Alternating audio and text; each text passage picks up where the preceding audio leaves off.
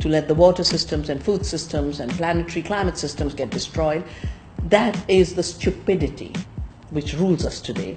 So our challenge really is against stupidity. Finish the water, you'll find a substitute. Finish the food, you'll find a substitute. But are there substitutes for the real things that make life work? No. The food that they say they'll find a substitute is fake food that is doing huge amounts of damage to our health. And in water anyway, they can't create it, they can steal it.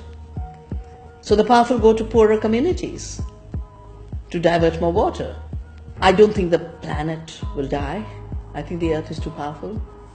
She's lived through hotter times, colder times. She's lived with dinosaurs, without dinosaurs. She'll live with human beings, without human beings. We are dispensable. She'll find a way. We need to protect our home. Women were left to do the work that was considered not important. Going to war and killing was considered important. Making profits at the cost of others was considered important.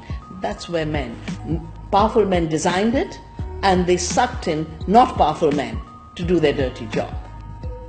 Women were left to do the real things, provide the water, provide the food, take care of family.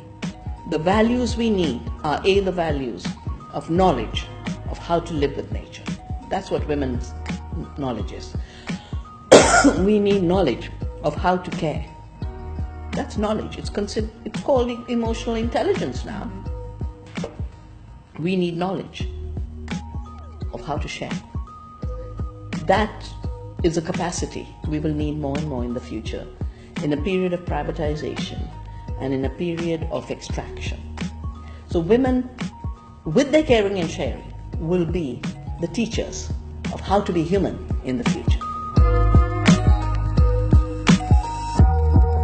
We are living the final stages of a very deceitful system that has made everything that is very costly for the planet, costly for the producer, look cheap for the consumer. So very high cost production with GMOs and patents and royalties and fossil fuel is made to look like cheap food. Very costly production that kills the girls in Bangladesh in slave factories is made to look like cheap clothing. This is a fake cheap.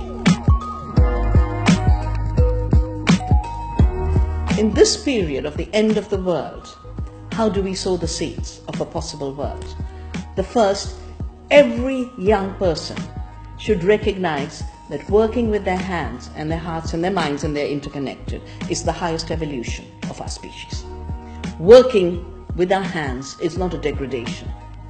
It's our real humanity. Start a garden. Create a playground in the way you grow food. Save seeds. Cook. It was treated as a backward activity that your mother cooked, and was treated as not work. But she is the reason you are sustained. Start cooking classes. Get grandmothers to teach you how to cook. Create community. We are not atomized producers and consumers. We are part of the earth family. We are part of a human family. We are part of a food community. Food connects us. Everything is food. And finally, never be afraid of deceitful, dishonest, brutal power. That is true freedom.